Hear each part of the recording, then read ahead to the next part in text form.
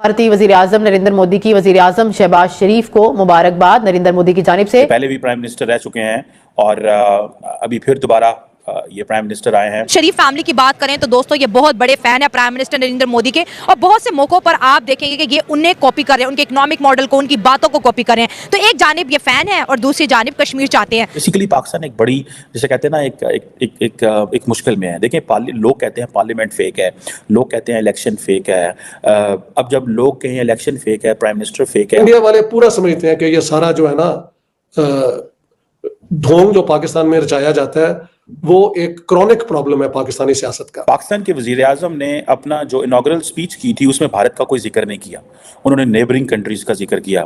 शायद उसकी एक वजह यह भी हो सकती है कि जो भारत की तरफ से वो जिसे कहते हैं ना, इतना कोल्ड शोल्डर दिखाया गया, परवाह नहीं की गई, रिस्पॉन्स नहीं दिया गया। शहबाज शरीफ एक बैंक करप्ट मुल्क जिसकी फौज कहती है कि उसके पास वो ऑयल भी नहीं है अपना टैंकों को चलाने के लिए, तो वो कश्मीर को आज़ाद कराएंगे। मेरा नहीं ख्याल कि पाकिस्तान के वज़ीर आज़म को भी अफगानिस्तान ने भी कॉन्ग्रेचुलेट किया है। किसी खास मुल्क ने अभी तक मुबारकबाद नहीं दी, स्वाय कुछ मुल्कों के जिसके बारे में कहा जा सकता है कि वो सऊदी अरब ने शायद पैगाम भेजा होगा। पाकिस्तान के अंदर हर जगह पे आपको नेपोटिज्म, मुनाफिकत, दोहरा म्यार ही खालस नजर आएगा। और ये पाकिस्तान की सारी लीडरशिप बेसिकली इनमें एक वो इंटेग्रिटी नहीं है सच बोलने की। हमारा मुल्क जो है या जो हमारी शनाख्त है वो बकारियों की है। जी जी, ये बड़ी अफसोस करना पड़ता है। आप इमेजिन करें कि अगर ये फेक गवर्नमेंट है तो फिर कैसे, how come they will celebrate and how come they will engage and how come they will understand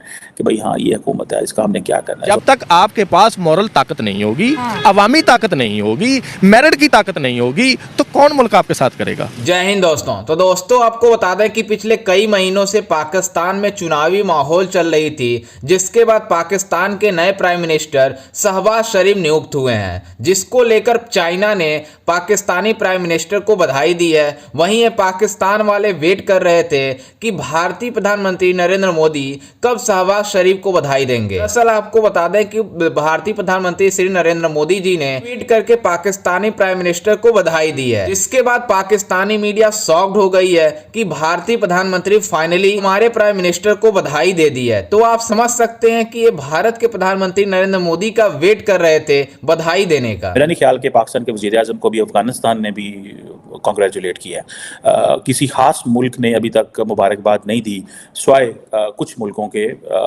जिसके बारे में कहा जा सकता है कि वो सऊदी अरब ने शायद पैगाम भेजा होगा, या कुछ और चाइना ने पैगाम भेजा है, ईरान ने पैगाम भेजा है। लेकिन कोई ऐसी जिसे कहते हैं दौड़ नहीं है। जैसे इमरान खान थे ना, तो उनके दौर में जब वो वज़ीर आज़म बने तो उस वक्त बड़ी दौड़ थी, हर मुल्क पैगाम भेजना चाह रहा था। इवन कि फ्रेंच प्रेसिडेंट ने भी पैगाम भेजे, बहुत सारे लोगों ने पैगाम। मैं आपको मजे की बात बताऊं, French president wanted to talk to prime minister Imran Khan 2018 and आप चेक करें लेवल कि इमरान खान ने उस वक्त बात ही नहीं की। He didn't speak, didn't respond to Emmanuel Macron. ये आप हमारे ऐसे ऐसे शगुफे जो है वो पाकिस्तान के अंदर आए रहे हैं, और फिर उन्होंने लेटर ऑन पता नहीं रिस्पॉन्ड किया या नहीं किया, मुझे नहीं पता।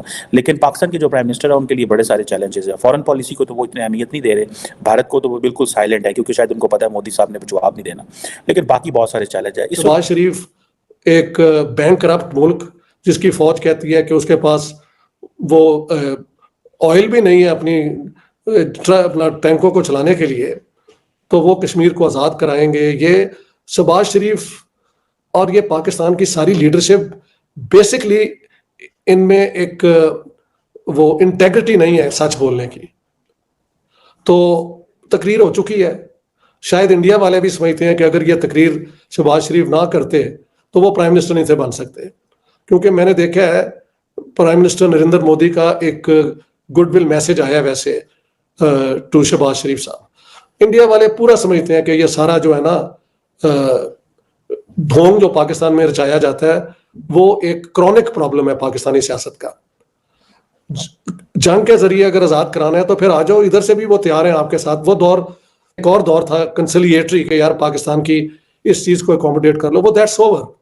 The Indians are not interested any more in belligerent Pakistan threatening it for this and that. इस वक्त जो सबसे बड़ा चैलेंज है वो चैलेंज ये है कि क्या पाकिस्तान अपना जो सोशल कॉन्ट्रैक्ट है उसको रिवाइज कर सकता है। बिकॉज इस वक्त जो सेंटर एंड पेरिफेरी के दरमियान जो गैप है वो बहुत ज़्यादा है। इस वक्त जो फेडरल गवर्नमेंट है एंड प्रोविंसेस के दरमियान बहुत गैप है। बलूचिस्तान के अंदर जो है वो लोग चाहते हैं कि पाकिस्तान इस्लामाबाद जो है उनकी बात सुने, केपी के लोग चाहते हैं कि इस्लामाबाद उनकी बात सुने। मुझे ऐसा लगता है कि जो पेरिफेरल कंट्रीज, पेरिफेरल एक्टर्स हैं, वो सारे के सारे परेशान हैं, खामोश बैठे हुए हैं, क्योंकि वो समझते हैं कि सिविल मिलिट्री रिलेशंस पाकिस्तान में इम्बैलेंस हैं। पाकिस्तान के अंदर जो मिलिट्री है उसका इन्फ्लुएंस बहुत ज़्यादा है डिसीजन मेकिंग के अंदर, एंड पॉलिटिकल क्लास का नहीं है। शायद इसमें जो है कई लोग कहते हैं जी कि इस्टेब्लिशमेंट और जुडिशरी और पॉलिटिकल क्लास को बैठने की ज़रूरत है। देन फिर एक सवाल आता है कैसे बैठेंगे।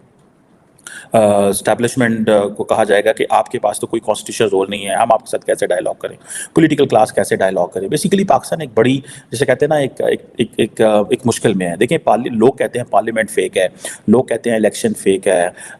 अब जब लोग कहें इलेक्शन फेक है, प्राइम मिनिस्टर फेक है, आपको पता है पाकिस्तान का एक सूबा खैबर पख्तूनख्वा जिसका बॉर्डर अफगानिस्तान से मिलता है, उसके जो चीफ मिनिस्टर साहब हैं वो आए नहीं। पाकिस्तानी कश्मीर के अंदर भी लोग प्रोटेस्ट कर रहे हैं, मुझे इंडियंस भेजते हैं कि वो कहते हैं जी हम तो इंडिया का हिस्सा होना चाहते हैं।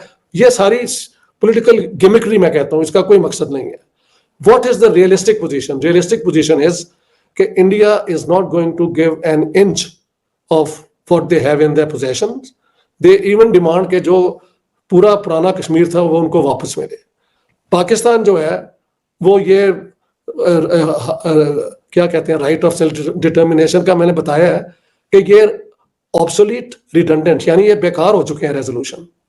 इन रेजोल्यूशंस का सिर्फ है ये चैप्टर 6 है ऑफ द यूएन चार्टर, जिसके मुताबिक जो 2 मुल्क या 3 मुल्क कॉन्फ्लिक्ट में हो उनका पीसफुल रेजोल्यूशन के लिए सिक्योरिटी काउंसिल उनकी मदद कर सकती है।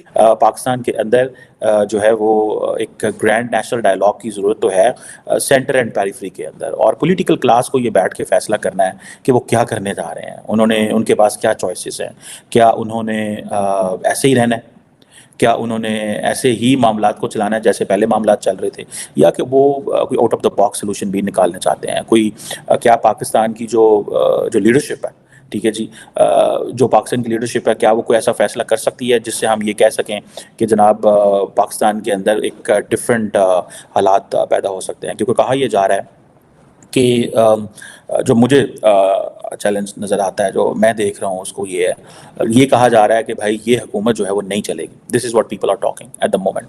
लोग ये बात कर रहे हैं कि ये हुकूमत नहीं चलेगी, और ये हुकूमत इसलिए नहीं चलेगी बिकॉज इस हुकूमत के पास मैंडेट नहीं है। ये हुकूमत जो है, इसको इमरान खान, वो क्या नाम है उसका, बिलावल छोड़ जाएंगे, इस हुकूमत को फ़लाँ छोड़ जाएगा, ये हो जाएगा, वो हो जाएगा।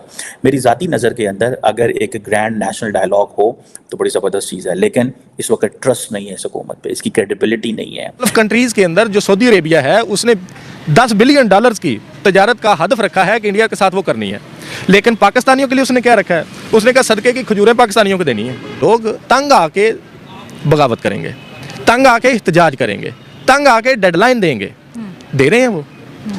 ये स्लोगन नहीं लगाया वो उन्होंने कि कारगिल को भी खोल दो, गिलगित बल्तिस्तान को भी खोल दो, कारगिल कर दो, खोल दो, टूटे रिश्ते जोड़ दो। जैसा कि आपने वीडियो में देखा कि किस तरह से पाकिस्तानी मीडिया बातें कर रही है कि भारतीय प्रधानमंत्री नरेंद्र मोदी जी ने फाइनली मतलब पाकिस्तान के नए प्राइम मिनिस्टर शहबाज शरीफ को बधाई दे दी है। दरअसल आपको बता दें कि पिछले कई महीनों से पाकिस्तान में चुनावी माहौल थी, जिसके बाद शहबाज शरीफ में नए प्राइम मिनिस्टर नियुक्त हुए हैं, जिसको लेकर चाइना ने पहले इन पाकिस्तानियों को बधाई दी कि मतलब शहबाज शरीफ को बधाई दी। उसके बाद ये पाकिस्तान वाले वेट कर रहे थे कि कब भारत के प्राइम मिनिस्टर हमारे प्रधानमंत्री को बधाई देंगे, जिसके बाद जब प्रधानमंत्री नरेंद्र मोदी जी ने ट्वीट करके संदेश जारी किया तो उसके बाद पाकिस्तानी मीडिया हैरान हो गई कि फाइनली भारत के प्रधानमंत्री नरेंद्र मोदी जी ने हमारे प्रधानमंत्री शहबाज शरीफ को बधाई दे दी है। वहीं आपको बता दें कि अभी पाकिस्तान में जैसे ही इलेक्ट हुआ है प्राइम मिनिस्टर, उसके बाद कश्मीर के ऊपर बयानबाजी किया है कि हम भारत के साथ मिलकर कश्मीर को आज़ाद कराएंगे। वहीं आपको बता दें कि जो भी प्राइम मिनिस्टर पाकिस्तान का होता है केवल यही मुद्दा लेकर खड़े होते हैं, इलेक्शन में खड़े होते हैं कि हम कश्मीर को आज़ाद कराएंगे। लेकिन ये पाकिस्तान वाले अपने मतलब इकोनॉमी को नहीं देख रहे हैं, जबकि पाकिस्तान में इकोनॉमी इतना क्राइसिस ज़्यादा हो गया है कि आप सोच नहीं सकते। वहीं ये पाकिस्तान वाले कंपेयर करते हैं कि हम भारत से आगे जा चुके हैं, लेकिन हकीकत कुछ और है। इन पाकिस्तानियों की भी पता है कि भारत हमसे लाख गुना आगे निकल चुका है।